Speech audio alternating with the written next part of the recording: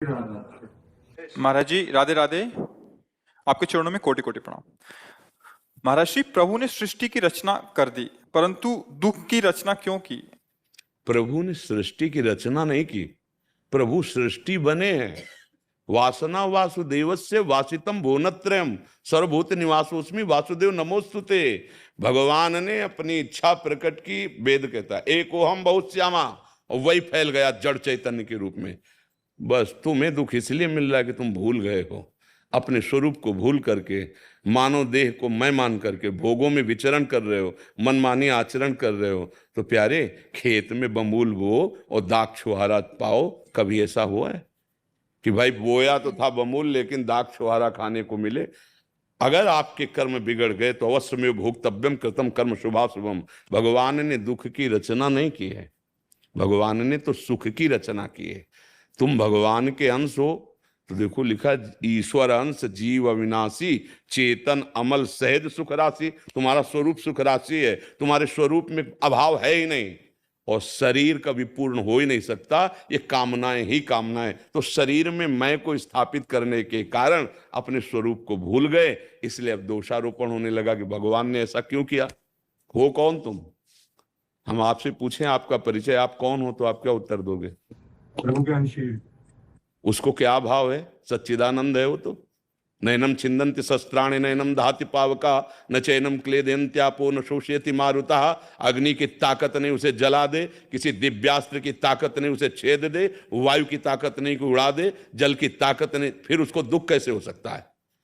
तो वाणी से तो बोल दिए भगवान, लेकिन आप हो देह में, तभी आपको चिंता और शोक और कामनाएं और भोग वासनाएं जला रही हैं। अंदर से आप देख लीजिए, अभी तक जलाती रही हैं, अब भी हैं। इन दुश्मनों को बिना रौंदे सेना मेहनत करती है, तिलक राजा का होता है। इंद्रियां मन बुद्धि आदि ये गलत मार्ग में जा रहे हैं, इनको सत्य में स्थापित कर दो, आप राजा हो। अभी आप स्वराज्य पर स्थित होते ही सब दुखों की निवृत्ति हो जाए, क्योंकि आपको कोई दुख छू नहीं सकता। सृष्टि में पैदा नहीं हुआ दुख जो आपको छू सके। और भगवान पहले कह रहे हैं कि देखो, इस कमरे में जाओगे तो इसका नाम है दुखालयम। संसार को क्या लिखा है? दुखालयम अशाश्वतम। मेडिकल स्टोर में जाओ, बोलो 250 ग्राम जरा रबड़ी देना, तो आपकी तरफ देखेगा, कहेगा दिमाग ठीक है आपका? कहेगा कि नहीं कहेगा? तो आपको क्यों, दुकान तो है? बोले दुकान है लेकिन दवा की है। तो इस संसार का नाम भगवान ने क्या रखा है जानते हो? इसका नाम जानते हो इस संसार का क्या नाम है? मृत्युलोक। मृत्यु माने मरना, माने कसाईवाड़ा, सिद्धिवाद सिद्धवाद। कसाईवाड़े में जितने पशु होते हैं ना, उनको भी दाना चारा दिया जाता है, नंबर पे कटता है। ऐसे ही नंबर आने दो, विध्वंस कर देगा। कोई भी हो, महात्मा हो चाहे दुरात्मा हो, इस शरीर पर उसका प्रहार होगा। अगर जीते जी शरीर से रहित हो जाओ तो काल का कोई प्रभाव नहीं। तुम कालातीत हो, तुम अविनाशी हो, चैतन्य घन, तुम्हें कोई मार ही नहीं सकता और इसे कोई बचा नहीं सकता, चाहे जितना बड़ा तपस्वी हो, क्योंकि इसका नाश असंभावी है। ये मरेगा, ये जाएगा। अब दुख किस बात का? अज्ञान का, कामनाओं का। ऐसा हो जाता तो ठीक है, ये मिल जाता तो ठीक है, ये भोग लेता तो ठीक है, इसी का नाम अविद्या है, यही दुख है। तो भगवान ने तो पहले लिख दिया दुखालयम अशाश्वतम। अब वहां आप गए, बोले हमें सुख दे दो, तो वही दशा है जैसे ग्रंथालय में या मेडिकल औषधालय में जा करके आप मिठाई मांगो, इसका नाम दुखालय है। किसको? जो भगवत विमुख है और जो भजन करने वाला है, तो दसों दिशाएं उसके लिए महासुखमय हो जाती हैं। भगवान का नाम मंगल भवन है। नाम जपोगे, भगवान के आश्रित रहोगे। आश्रित का मतलब जानते हो क्या है? भगवान के विरुद्ध आचरण ना होना आश्रित कहलाता है। सेवक वही जो स्वामी के विरुद्ध आचरण न करे। श्री कृष्ण अनुकूलेन प्रतिकूलस्य वर्जनम।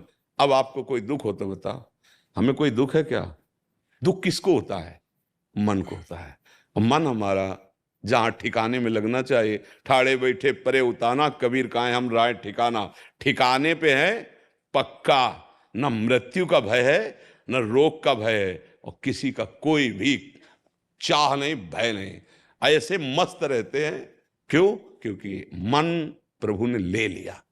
अगर मन डॉक्टर त्वगेंद्री से अलग करवा दे औषधियों के द्वारा उसे बेहोश कर दे। सारा खेल मन का है, त्वगेंद्री तो है ही, लेकिन वो स्पर्श इसका गुण है त्वगेंद्री का, उस गुण से मन को अलग कर दिया, मतलब शून्य कर दिया, वहां मन का प्रवेश नहीं हो पा रहा। अब चाहे काट डालो आप, ऑपरेशन तभी तो होता है। तो सोचो जब एक औषधि में इतनी ताकत है कि यहां से वो उसको दुख रहित कर देगी उतने समय तक जितने तक औषधि, और हमारा मन यदि भगवान में लग गया तो पूरे शरीर के दुख का कोई प्रभाव नहीं पड़ता। भगवान किसी को दुख नहीं देते। हाँ, खेती दे दी है कर्म क्षेत्र, अब दुख भोगे तो दुख मिलेगा। दुख पाप कर्म से मिलता है, अधर्म से मिलता है, अच्छे कर्म करोगे सुख मिलेगा। वैसे आपको दुख सुख से कोई मतलब नहीं है, आप सुख स्वरूप ही हो, पर अपने को भूले हो इसलिए। आज बहुत लोग ज्ञान बगाड़ते हैं, ये वो ऐसा वैसा। 3.5 हाथ के, अपने हाथ से नाप लो, 3.5 हाथ के शरीर में रहते हुए आप कितनी आयु के हो? 45 वर्ष में आपने एक बार भी अपने को नहीं देखा, एक सेकंड भी आप अपने स्वरूप में नहीं आए।